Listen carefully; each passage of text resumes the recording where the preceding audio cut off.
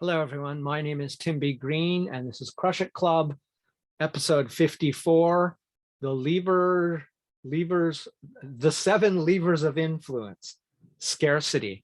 So scarcity is like it sounds. I'm going to tell an off-color joke about this. If you don't like it, you probably shouldn't watch. So many years ago, my friend, who was pretty darn funny, said something that, a teenage high school boy might say. Sex is like air. It's most important when you're not getting any. But it's funny, and it really does capture the essence of scarcity. Just like here, these plants, if you don't have a lot of plants, if there's a drought and you don't have a lot of water, now plants are more valuable, water is more valuable. The other example of this is gold, which is valuable for two reasons, and that's because it's rare and because it's really useful. It can be pounded into sheets, it can be put into wires, it's conductive, it's reflective, it doesn't oxidize, it's used in technology and stuff, as well as jewelry and as a means of exchange. So it's both rare and has value in terms of utility. It's rare in its properties, not just in its abundance. You can use both of these. Before I get to that, there's something else that's rare, and that is I am upcoming speaker in the summit itself is already going, and they have scheduled talks, including today. My talk will be in approximately 27 hours from when I post this, and it's called the Marketing Success Summit. My talk is on February 24th at 3 p.m. Eastern Standard Time. So it will be live at that time. Would love to see you there. Please join me to learn something about all 7 levers of influence, and in particular, the liking lever. So into this other stuff, scarcity is related to, but not the same as, loss aversion. They kind of get messed together because one is related to the other. I'll talk about loss aversion tomorrow, but today it's all about scarcity.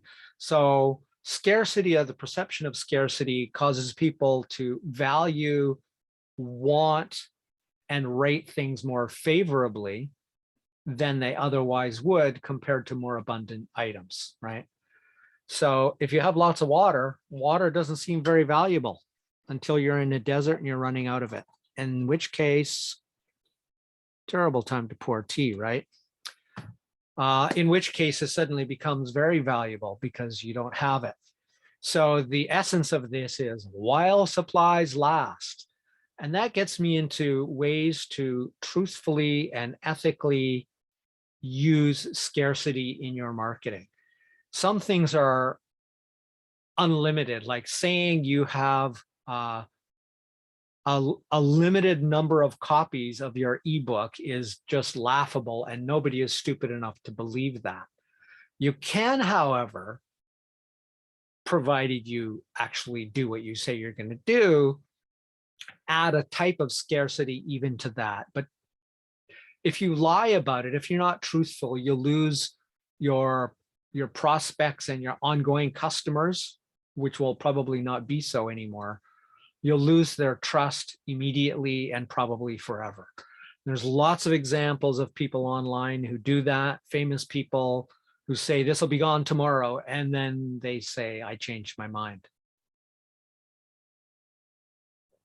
And I didn't believe them the first time I heard their voice. Even before they said that nonsense, I could just smell it. So let's talk about how you can do something called that Cialdini talks about in the book, of which inspired these 7 and my talk that's coming up on the Marketing Success Summit. And that is, and I will put those details, by the way, in the description, in the link in the description of this video. So that is what he called, I think he called it compound scarcity. Yeah. So it's compound scarcity whatever he called it, that's what I'm calling it. And so what you can do to produce compound scarcity, even on a product like mine, which is consulting. So it's basically time and expertise, which by definition are finite. There's a limited amount of time I have to consult with people. So that would be one example, but we're going to start with one of 4, and that is countdown pricing. That is especially when you're introducing a product, if you want to get momentum or hype around the new product, what you could do is you could have a period of time, and lots of things do this. I know AppSumo does this. You get a lifetime deal for a limited time, and then the price goes up. And then as that company grows, assuming it succeeds, it then becomes subscription product, and you have to pay that amount every month forever to keep that product. So that's an example of countdown pricing. Though I think there's even more effective ways to do that, where you just have a block of time where the pricing changes over time. You could literally make it into even days. And I think there's a good reason, and talk about at the end, why you should do that instead of doing for 10 days it will be this price and 10 days it'll be this price. To have a more continuous type of countdown is good, because that kicks in both loss aversion and a greater sense of scarcity, because the abundance is being reduced. There's less and less of it. Therefore, the perception, according to the principle or the lever of scarcity, the perception of the value is going to increase as the supply decreases. Supply and demand, right? So that's one way you can do it, is just have it get more expensive, have what I call countdown pricing. The other one is if you have an online product, you could have, you only have a limited amount of live one-to-one interactions or classes, and because they need your attendance, you to be there, if it's again consulting as the example, then it is truly limited, and people recognize it as limited, which is of course a type of scarcity, and that gives it more value. The next one is limited offers only for the first 100 signups. Now this could be any arbitrary number, but if you do have, say, a summit like I'm talking about, I'm not the organizer of the summit, but the organizer can and probably did say, if you attend the summit early, there will be bonuses. There is, I know, some giveaways. Some of them are coming from myself, so I know they're available, but they are of a limited quantity too. So that's the other thing you can do. And then last, which is just a limited time deal. I know these are a lot the same, but they're not the same.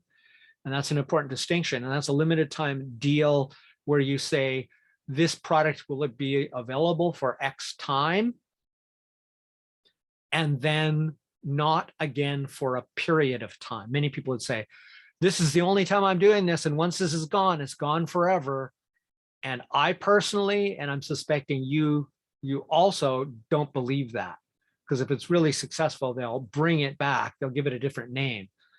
And then if you ever get exposed to that, you realize that they're just full of crap and you kind of knew it all along.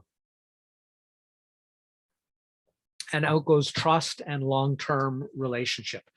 So instead, if you're going to give a limited time deal, mean it. And you could just have a product, a course, a seminar, a physical product that you sell for a certain period of time, after which you stop sales for a month or a quarter or 6 months. It doesn't mean you can't sell different products during that time, but it means you're going to trigger scarcity, in that in that case, the scarcity is time to purchase the product, but also loss aversion, because by failing to act, it creates urgency, so they're more likely to buy it.